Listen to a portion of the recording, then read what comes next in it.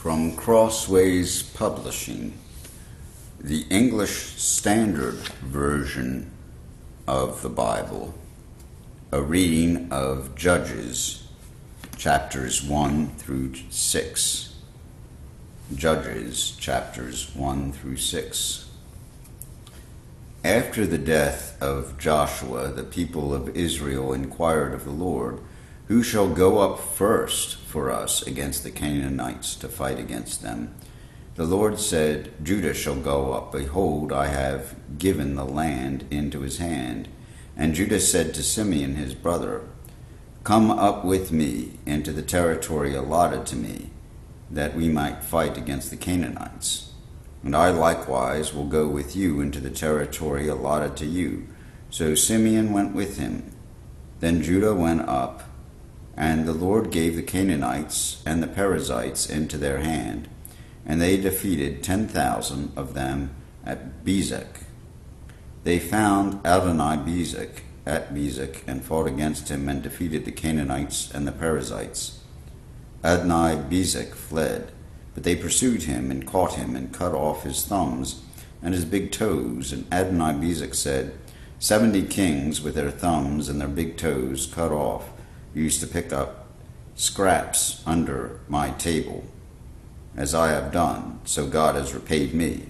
And they brought him to Jerusalem, and he died there. And the men of Judah fought against Jerusalem, and captured it, and struck it with the edge of the sword, and set the city on fire. And afterward the men of Judah went down to fight against the Canaanites, who lived in the hill country, in the Negev, in the lowland. And Judah went against the Canaanites who lived in Hebron. Now the name of Hebron was formerly Kiriath Arba, and they defeated Shishai and Achman and Talmi. From there they went against the inhabitants of Debir. The name of Debir was formerly Kiriath Sepher. And Caleb said, "He who attacks Kiriath Sepher and captures it, I will give Achsah, my daughter, for a wife." And Othniel, the son of Kenaz, Caleb's younger brother, captured it, and he gave him Achsah, his daughter, for a wife. When she came to him, she urged him to ask her father for a field. And she dismounted from her donkey, and Caleb said to her, "What do you want?" She said to him, "Give me a blessing, since you have set me in the land of the Negev. Give me also springs of water." And Caleb gave her the upper springs and the lower springs. And the descendants of the Kenite, Moses' father-in-law, went up with the people of Judah from the city of palms into the wilderness of Judah, which lies in the Negev near Arad. And they went and settled with the people. And Judah went with Simeon his brother, and they defeated the Canaanites who inhabited Zephath, and devoted it to destruction. So the name of the city was Hormah. Judah also captured Gaza with its territory, and Ashkelon with its territory, and Ekron with its territory. And the Lord was with Judah, and he took possession of the hill country, but he could not drive out the inhabitants of the plain, because they had chariots of iron. And Hebron was given to Caleb, as Moses had said, and he drove out from it 3 sons of Anak. But the people of Benjamin did not drive out the Jebusites who lived in Jerusalem. So the Jebusites have lived with the people of Benjamin in Jerusalem to this day. The house of Joseph also went up against Bethel, and the Lord was with them. And the house of Joseph scouted out Bethel. Now the name of the city was formerly Luz. And the spies saw a man coming out of the city, and they said to him, "Please show us the way into the city, and we will deal kindly with you." And he showed them the way into the city, and they struck the city with the edge of the sword. But they let the man with all his family go. And the man went to the land of the Hittites, and built a city, and called its name Luz. That is its name to this day. Manasseh did not drive out the inhabitants of Bethshean and its villages, or Taanach and its villages, or the inhabitants of Dor and its villages, or the inhabitants of Ibleam and its villages, or the inhabitants of Megiddo and its villages. For the Canaanites persisted in dwelling in that land, When Israel grew strong, they put the Canaanites to forced labor, but they did not drive them out completely. And Ephraim did not drive out the Canaanites who lived in Gezer, so the Canaanites lived in Gezer among them. Zebulun did not drive out the inhabitants of Kitron, or the inhabitants of Nahalol, so the Canaanites lived among them, but became subject to forced labor. Asher did not drive out the inhabitants of Akko, or the inhabitants of Sidon, or of Alab, or of Achzib, or of Helba, or of Aphek, or of Rehob. So the Asherites lived among the Canaanites, the inhabitants of the land, for they did not drive them out. Naphtali did not drive out the inhabitants of Bethshemesh, or the inhabitants of Beth-anath, so they lived among the Canaanites, the inhabitants of the land. Nevertheless, the inhabitants of Bethshemesh and of Beth-anath became subject to forced labor for them. The Amorites pressed the people of Dan back into the hill country, for they did not allow them to come down to the plain. The Amorites persisted in dwelling in Mount Heres, in Ajalon, and in Shalib. But the hand of the house of Joseph rested heavily on them, and they became subject to forced labor. And the border of the Amorites ran from the ascent of Akrabim, from Selah and upward. Now the angel of the Lord went up from Gilgal to Bochim, and he said, I brought you up from Egypt, and brought you into the land that I swore to give your fathers. I said, I will never break my covenant with you, and you shall make no covenant with the inhabitants of this land. You shall break down their altars. But you have not obeyed my voice. What is this you have done? So now I say, I will not drive them out before you, but they shall become thorns in your sides, and their gods shall be a snare to you. As soon as the angel of the Lord spoke these words to all the people of Israel, the people lifted up their voices and wept. And they called the name of that place Bochim, and they sacrificed to the Lord there.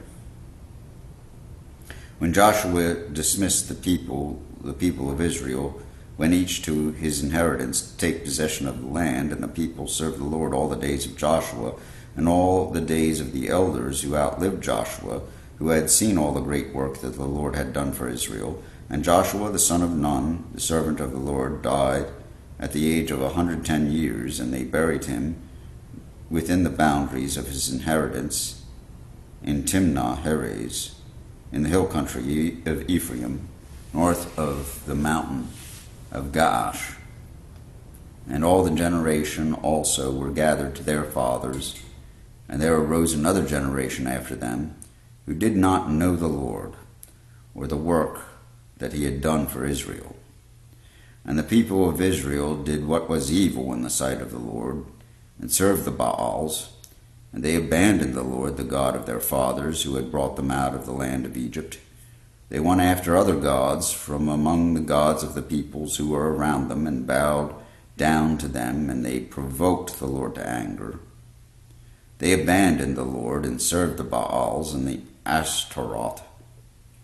So the anger of the Lord was kindled against Israel, and he gave them over to plunderers who plundered them, and he sold them into the hand of their surrounding enemies, so that they could no longer withstand their enemies.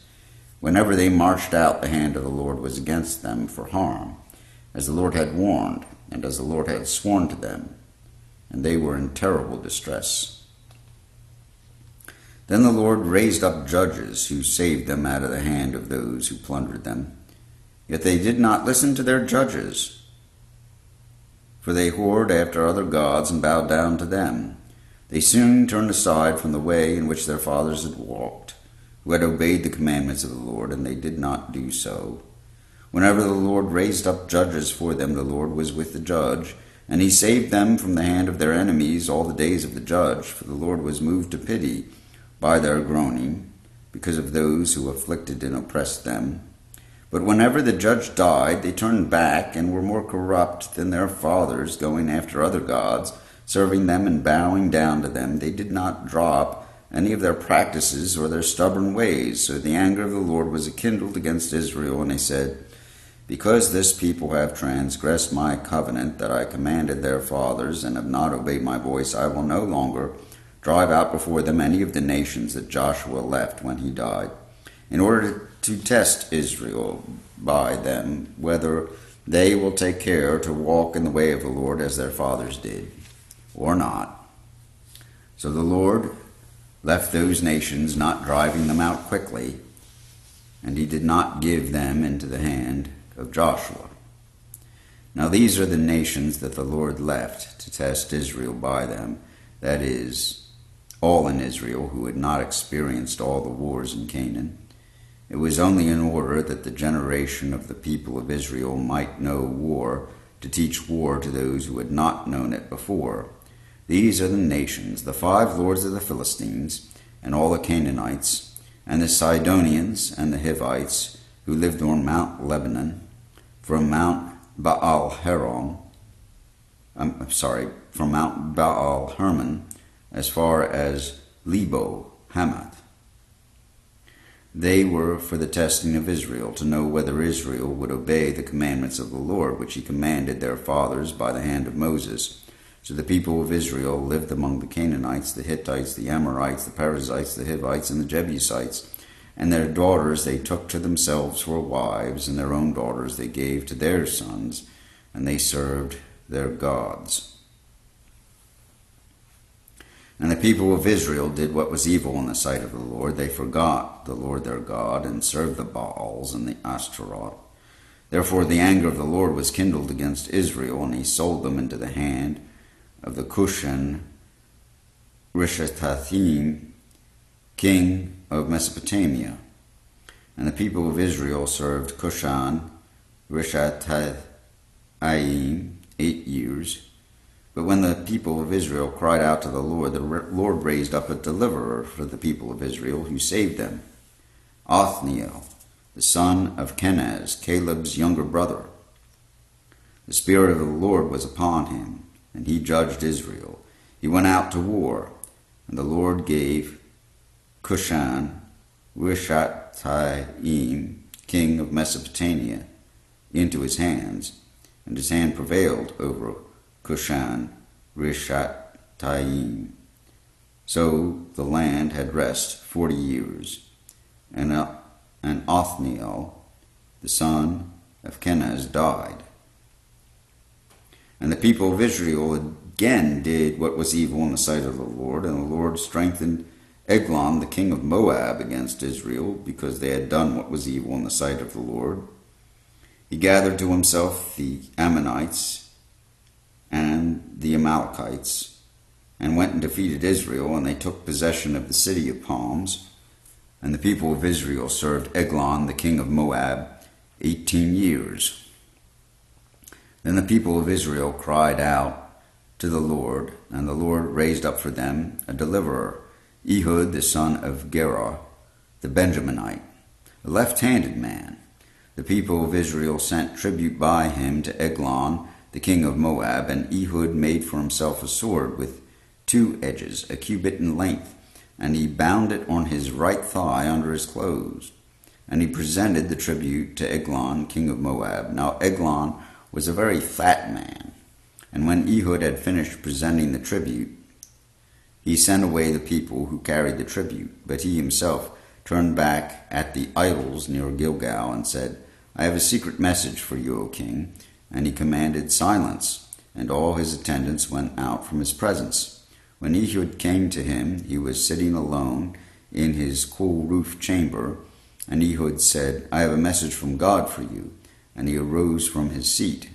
And Ehud reached with his left hand, took the sword from his right thigh, and thrust it into his belly.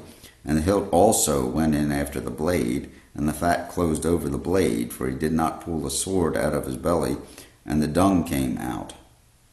Then Ehud went out into the porch, and closed the doors of the roof chamber behind him, and locked them. When he had gone, the servants came, and when they saw that the doors of the roof chamber were locked, they thought, surely he is relieving himself in the closet of the cool chamber. And they waited till they were embarrassed, But when he still did not open the doors of the roof chamber, they took the key and opened them, and there lay their lord dead on the floor. Ehud escaped while they delayed, and he passed beyond the idols and escaped to Seirah. When he arrived, he sounded the trumpet in the hill country of Ephraim. Then the people of Israel went down with him from the hill country, and he was their leader. And he said to them, "Follow after me, for the Lord has given your enemies, the Moabites, into your hand." So they went down after him and seized the fords of the Jordan against the Moabites, and did not allow anyone to pass over. And they killed at that time about 10,000 of the Moabites, all strong, able-bodied men. Not a man escaped. So Moab was subdued that day under the hand of Israel, and the land had rest for 80 years. After him was Shamgar, the son of Anath, who killed 600 of the Philistines with an ox goad, and he also saved Israel. And the people of Israel again did what was evil in the sight of the Lord after Ehud died, and the Lord sold them into the hand of Jabin, king of Canaan, who reigned in Hazor. The commander of his army was Sisera, who had lived in Harosheth Hagoyim. Then the people of Israel cried out to the Lord for help, for he had 900 chariots of iron, and he oppressed the people of Israel cruelly for 20 years. Now Deborah, a prophetess, the wife of Lapidoth, was judging Israel at that time. She used to sit under the palm of Deborah between Ramoth and Bethel in the hill country of Ephraim, and the people of Israel came up to her for judgment. She sent and summoned Barak, the son of Abinoam from Kedesh Naphtali, and said to him, "Has not the Lord, the God of Israel, commanded you, go gather your men at Mount Tabor, taking 10,000 from the people of Naphtali and the people of Zebulun? And I will draw out Sisera, the general of Jabin's army, to meet you by the river Kishon with his chariots and his troops, and I will give him into your hand." Barak said to her, "If you will go with me, I will go. But if you will not go with me, I will not go." And she said, "I will surely go with you. Nevertheless, the road on which you are going will not lead to your glory, for the Lord will sell Sisera into the hand of a woman." Then Deborah arose and went to Barak to Kadesh, and Barak called out Zebulun and Naphtali to Kadesh. And 10,000 men went up at his heels, and Deborah went up with him.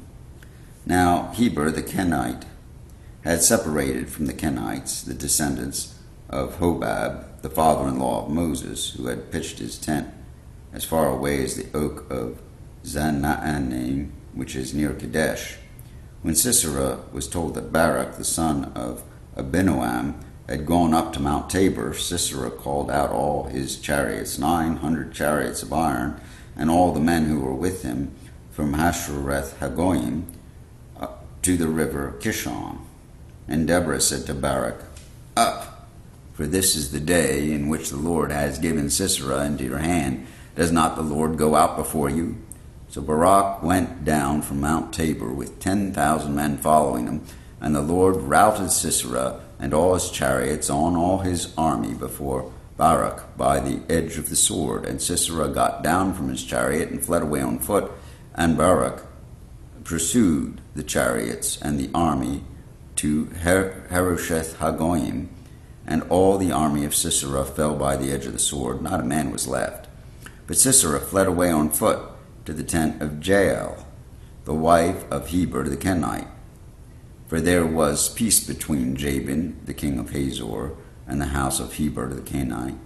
And Jael came out to meet Sisera and said to him, "Turn aside, my lord, turn aside to me, do not be afraid."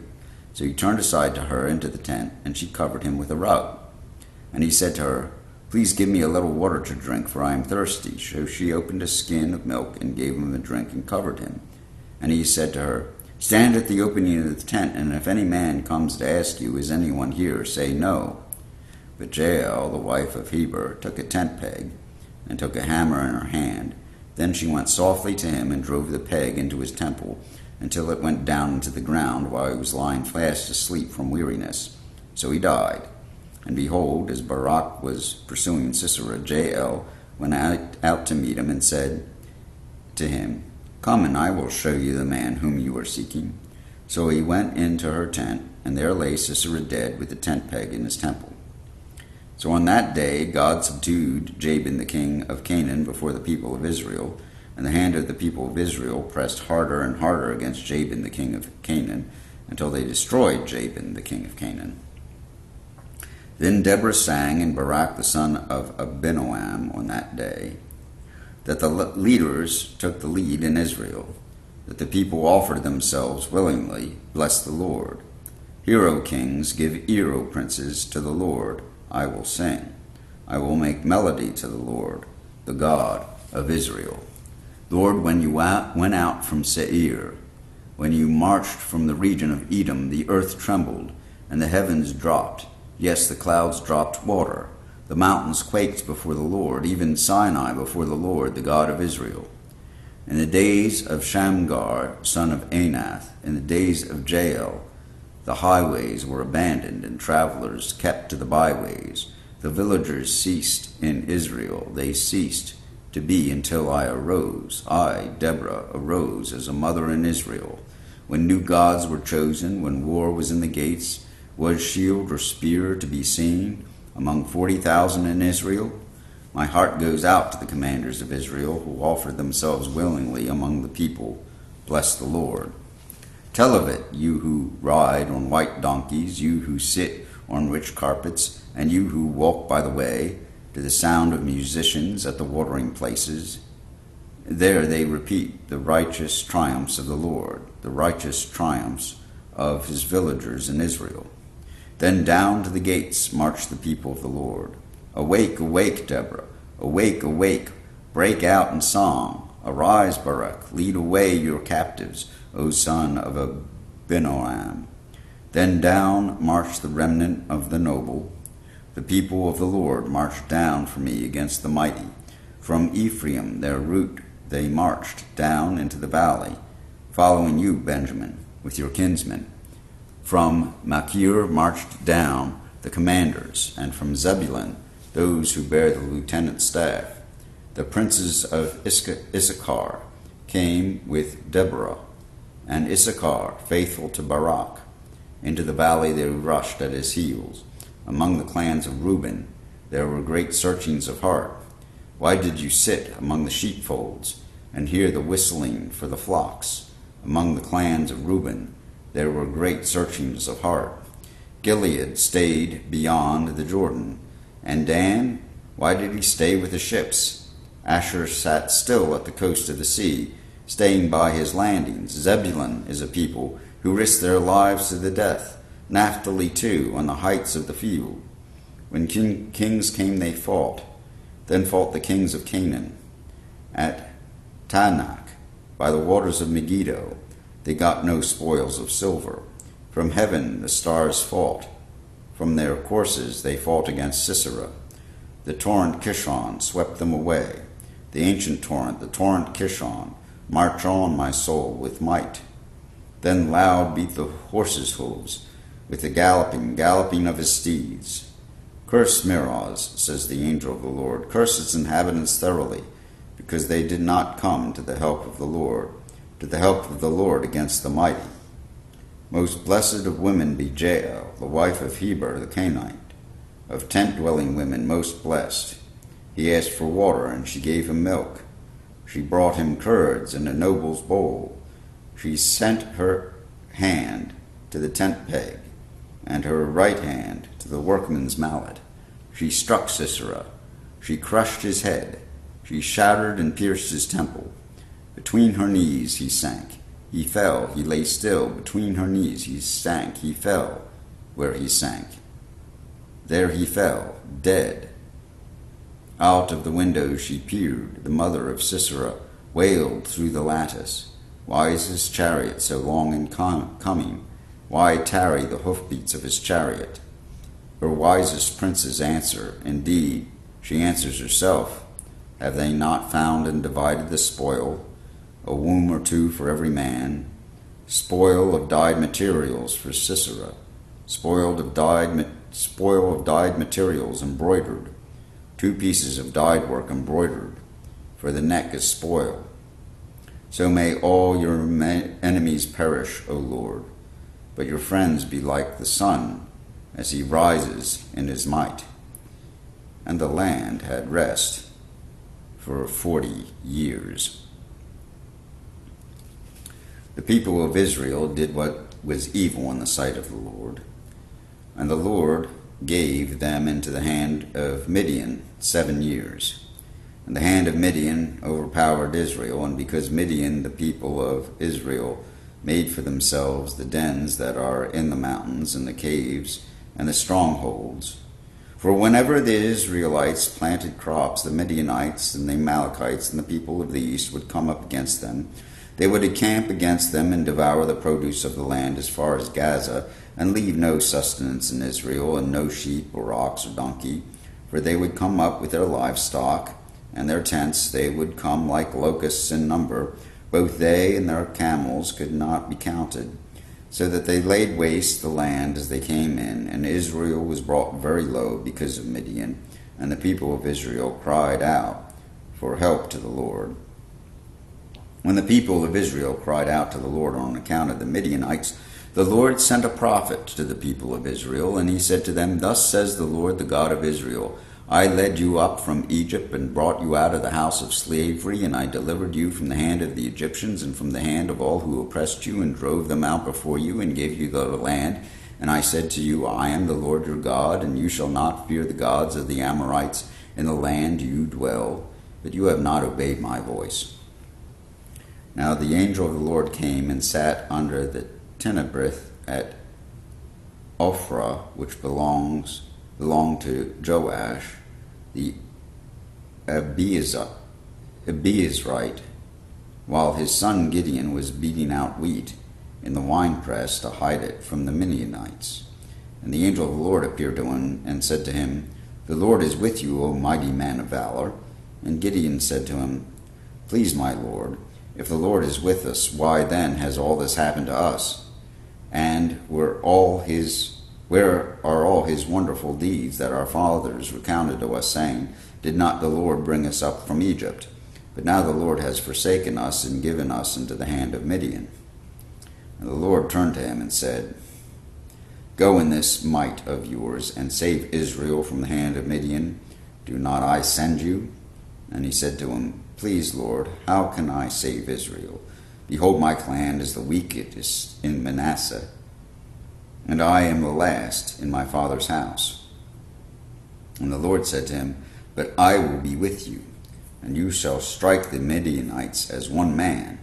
And he said to him, Now if I have found favor in your eyes, then show me a sign that it is you who speak with me. Please do not depart from here until I come to you and bring out my present and set it before you. And he said, I will stay till you return. So Gideon went into his house and prepared a young goat and unleavened cakes from an ephah of flour. The meat he put in a basket, and the broth he put in a pot, and brought them to him under the terebinth, and presented them. And the angel of God said to him, Take the meat and the unleavened cakes, and put them on this rock, and pour the broth over them. And he did so. And then the angel of the Lord reached out the tip of the staff that was in his hand, and touched the meat and the unleavened cakes. And fire sprang up from the rock, and consumed the meat and the unleavened cakes. And the angel of the Lord vanished from his sight. Then Gideon perceived that it was the angel of the Lord, and Gideon said, Alas, O Lord God, for now I have seen the angel of the Lord face to face. But the Lord said to him, Peace be to you. Do not fear, you shall not die. Then Gideon built an altar there to the Lord and called it, The Lord is Peace. To this day it stands at Ophrah, which belongs to the Abiezrites.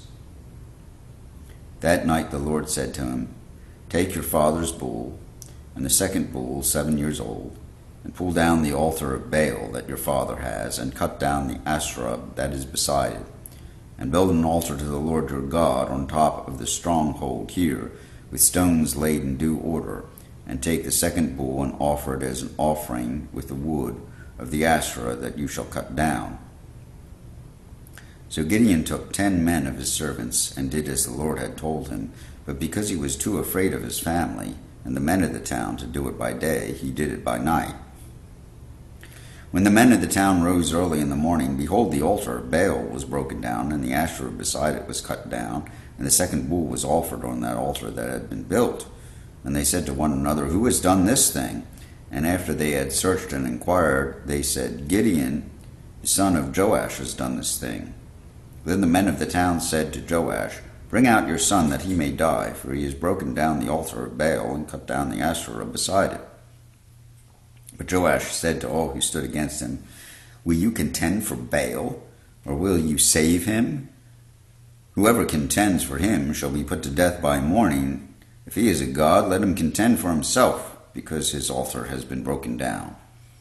Therefore, on that day Gideon was called Jerubbaal, that is to say, "Let Baal contend against him, because he broke down his altar." Now all the Midianites and the Amalekites and the people of the east came together, and they crossed the Jordan and encamped in the valley of Jezreel. But the Spirit of the Lord clothed Gideon, and he sounded the trumpet, and the Abiezrites were called out to follow him, and he sent messengers throughout all Manasseh, and they too were called out to follow him. And he sent messengers to Asher, Zebulun, and Naphtali, and they went up to meet them. Then Gideon said to the Lord, "If you will save Israel by my hand, as you have said, behold, I am laying a fleece of wool on the threshing floor. If there is dew on the fleece alone, and it is dry on all the ground, then I shall know that you will save Israel by my hand, as you have said." And it was so. When he rose early next morning and squeezed the fleece, he wrung out enough dew from the fleece to fill a bowl with water. Then Gideon said to God, "Let not your anger burn against me. Let me speak just once more. Please let me just test once more with the fleece. Please let it be dry on the fleece only, and on all the ground let there be dew." And God did so that night, and it was dry on the fleece only, and on all the ground there was dew.